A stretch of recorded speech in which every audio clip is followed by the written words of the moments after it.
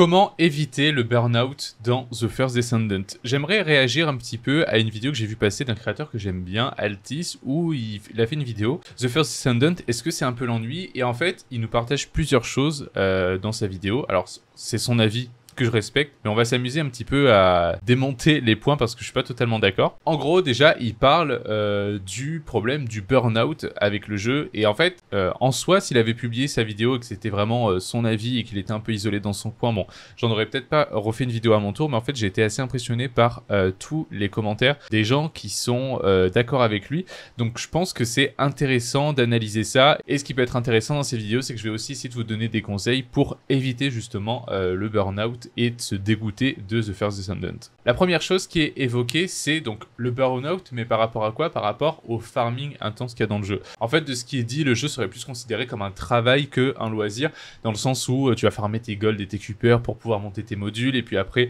tu vas aller ouvrir 50 matériaux informes pour espérer avoir un objet de descendant, etc. Alors oui, vu comme ça peut être du farm et du travail, mais en fait, encore une fois, ça dépend de comment tu le perçois. Et en fait, en plus, ce qui est marrant, c'est que il parle de ça, mais en même temps, dans ses vidéos, il est en train d'exploiter un lieu d'XP où, en gros, l'idée, c'est d'instantanément tuer les mobs quand ils arrivent et de quitter la mission et de faire ça en boucle pour XP le plus rapidement possible. En fait, oui, dans le jeu, il y a des objectifs, il y a beaucoup de farm à faire, mais en fait, tout dépend de comment tu vas le faire. Si vous voulez, c'est un peu le truc chemin-destination. La destination du jeu, c'est de farmer tous ces trucs hyper longs à farmer, mais en fait, ce qui va faire la différence, c'est comment tu le fais. Et le piège dans lequel on peut vite se perdre, et à mon avis, le piège dans lequel notre ami se perd, c'est dans le piège de l'optimisation et de la suroptimisation. Et en fait, en réalité, c'est un piège dans lequel on se perd tous, et on a tous tendance à se perdre dans ce genre de jeu. Vous savez, ça me fait un peu penser, pour ceux qui ont joué à Lost Ark, d'ailleurs, c'était les premières vidéos que j'ai fait sur cette chaîne. Dans tous les jeux de farm comme ça, dès que ça sort, il y a plein de gens qui sont là en mode bourrinage. Le jeu il sort, il y a plein de trucs à farmer. Allez, on va mettre 100, 150, 200 heures dans le jeu et on va tout farmer à bloc, à bloc, à bloc. Forcément, dans ce genre de jeu, il y a des trucs qui sont optimisés et des trucs qui sont moins optimisés. Et humainement, on a toujours envie de faire les trucs les plus optimisés. C'est un petit peu pareil qu'à un moment, il y avait la Valby Run qui consistait à aller à la forteresse et à farmer le plus vite possible sur cet avant-poste, à tourner en boucle dans l'avant-poste pour farmer le plus vite possible. Bon bah voilà, en fait le problème c'est que beaucoup de choses qui sont optimisées ne sont pas nécessairement fun.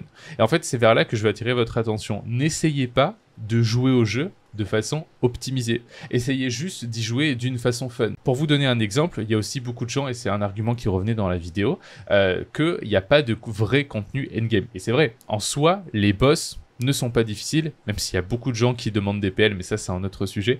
En fait, les boss ne sont pas vraiment difficiles. Même le dernier qui est sorti, Glouton, je ne l'ai pas encore fait, mais voilà, Marche-Givre qui était un peu un obstacle parce qu'il faut juste une strat à plusieurs, etc. Mais en fait, tous les boss ont à peu près le même style de mécanique, et il suffit de try 1 heure ou 2 dessus avec des gens en vocal, et généralement ça passe. En fait, il n'y a pas encore de contenu qui nécessite d'avoir un perso ultra optimisé, avec des armes montées au maximum, etc.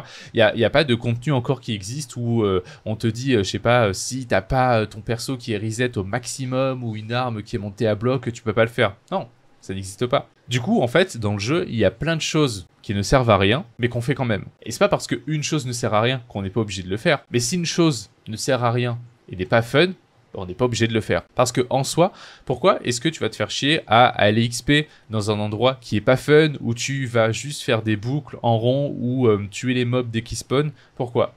Pour farmer de l'or plus vite? Pour XP ton perso plus vite?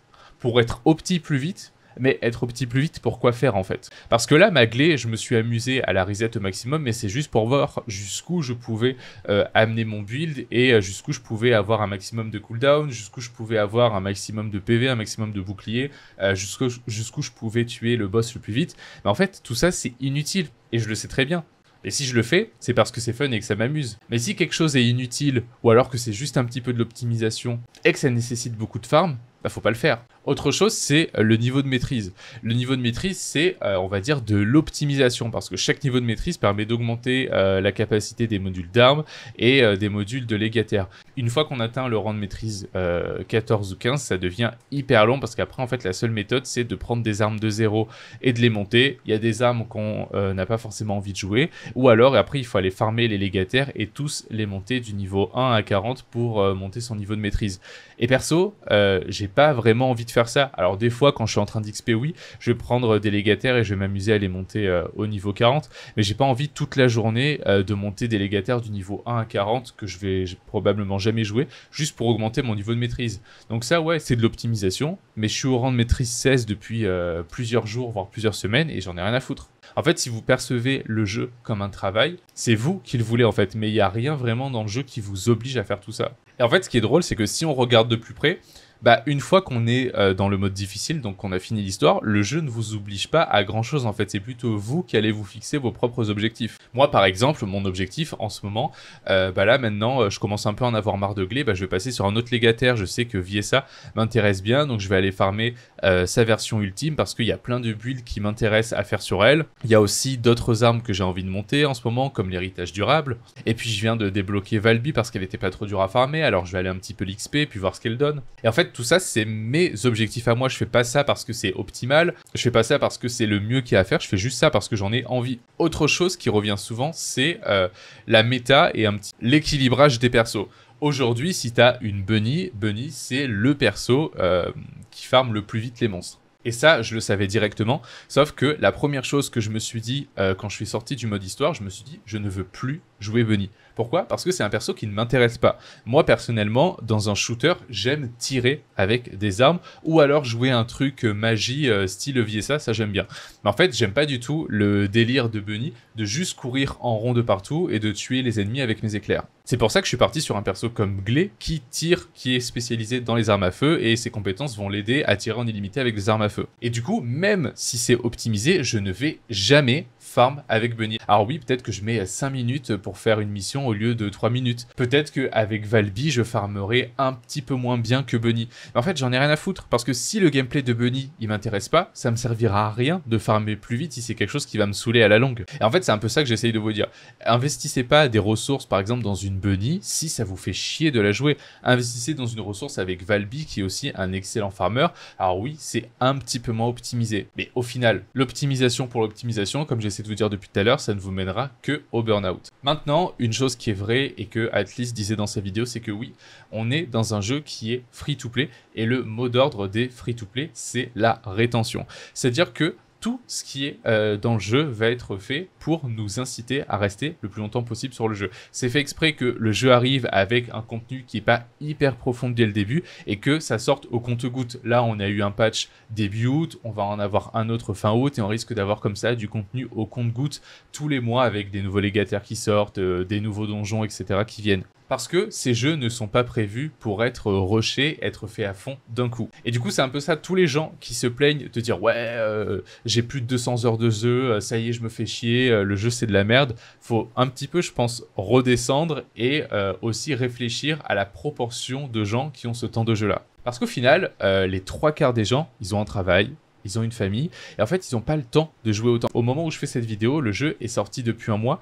Donc, si au bout d'un mois de jeu, vous avez, on va dire, 200 heures et qu'on divise ça par 30 jours, ça veut dire que vous jouez plus de 6h30 par jour. Et au bout d'un moment, quand tu as un taf, quand tu as une famille, quand tu as une vie, en fait, tu as peut-être autre chose à faire que de jouer 6h30 par jour. Alors, je dis pas que c'est mal, attention, chacun fait ce qu'il veut de son temps. Moi-même, le week-end, des fois, je joue beaucoup, etc. Mais en fait, au bout d'un moment, si en un mois, tu as mis plus de 200 heures dans un jeu, bah ouais, c'est normal que tu te fasses chier, surtout sur un free-to-play qui est fait pour durer dans le temps. Donc, à tous ceux qui se plaignent de plus trouver d'objectifs dans le jeu, déjà, à plus de 200 heures de jeu, si t'as plus rien à faire, c'est que c'est pas vrai, c'est juste que tu sais plus te fixer d'objectifs. Si tu t'ennuies, bah, sors dehors, va toucher de l'herbe, va prendre une douche, ou alors juste joue à un autre jeu tout simplement. Pour résumer, si vous voulez vous amuser sur The First Descendant, fixez-vous vos propres objectifs. Allez débloquer des persos qui vous font envie, allez débloquer des modules qui vous font envie, et essayez de trouver un gameplay qui vous plaît, mais qui ne soit pas forcément optimisé. Voyez le fun plutôt que l'optimal. Essayez de collectionner des persos, allez essayer de débloquer des persos dont on parle très peu, comme Eugene, Ezimo, Kyle, Blair, et essayez des gameplays qui peut-être pourront vous surprendre et vous plaire. Ne soyez pas pressés d'avoir tous les légataires ultimes, c'est vraiment des farms qui sont faits pour durer sur le long terme, et c'est vraiment les farms les plus longs du jeu. Donc oui, c'est des taux de drop qui sont bas, mais si vous en avez marre de farmer un légataire, essayez d'aller faire autre chose, essayez peut-être de vous diriger aussi vers des légataires plus faciles à farmer, c'est peut-être déjà de débloquer les légataires normaux et ensuite de farm les ultimes. Ne soyez pas pressé de tout avoir. Essayez aussi un maximum de jouer avec des gens, ne serait-ce que par exemple pour passer les boss, ça va beaucoup vous aider. Et en fait, ce sera beaucoup moins ennuyant de jouer directement avec des gens. Sur le Discord de The First Descendant FR, il y a un maximum de gens qui cherchent tous les jours des gens pour aller farmer avec eux. Et puis vous n'êtes pas marié au jeu, quoi. Même s'il y a du contenu qui va sortir, même si vous avez toujours envie d'y revenir, mais que vous sentez que ça commence à vous gonfler, bah vous ne vous forcez pas, essayez d'aller jouer à autre chose, revenez-y plus tard, prenez votre temps, prenez du fun. Je vous dis à bientôt, ciao ciao.